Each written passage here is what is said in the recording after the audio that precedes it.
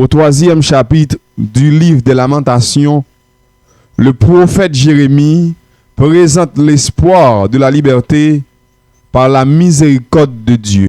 En dépit de la destruction d'Israël, Dieu est miséricordieux.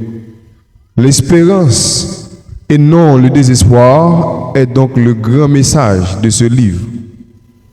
Au verset 22 et 23, il mentionne: les bontés de l'Éternel ne sont pas épuisées, ses compassions ne sont pas à leur terme, elles se renouvellent chaque matin.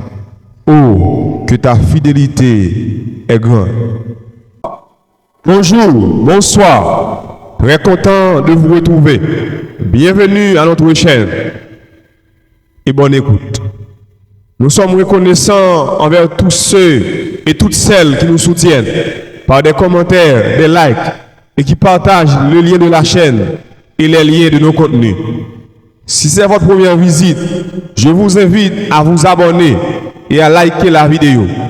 N'oubliez pas d'activer la cloche des notifications afin de rester en éveil en attendant nos prochaines publications. Notre présentation a pour titre le Dieu miséricordieux. Notre présentation a pour titre le Dieu miséricordieux. Au verset 22, l'auteur utilise le parallélisme synonymique pour mettre l'accent sur l'amour infaillible de Dieu. Le parallélisme synonymique est l'une des figures de style les plus utilisées dans la poésie biblique. Il consiste à utiliser des vers parallèles pour exprimer la même idée par des mots équivalents mais différents. Par exemple, dans Proverbe 8, verset 1er, il est dit: la sagesse ne crie-t-elle pas? L'intelligence n'élève-t-elle pas la voix? Le parallélisme est évident entre la sagesse et l'intelligence, crie et élève la voix. Considérons maintenant le verset 22.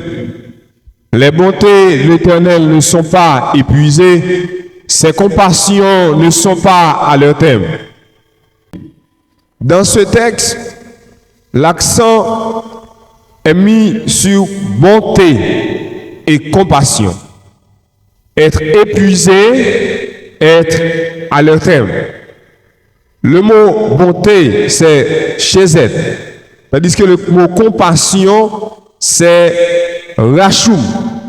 Le verbe être épuisé, c'est tamam. Et le verbe être à leur terme, c'est le verbe kala. L'accent est mis sur bonté et compassion, être épuisé, être à leur terme. Le mot hébreu pour bonté, c'est chesed. Ce mot vient du verbe shakad, qui signifie se montrer bon, être aimable. À la forme hitpaïenne, il signifie montrer de la bonté pour soi-même. Le mot chesed peut se traduire par grâce, bonté, amour, miséricorde, bienveillance, compassion, bienfaiteur, aimable, clémence, bien, bon et attachement. Le mot hébreu pour compassion, c'est rachum.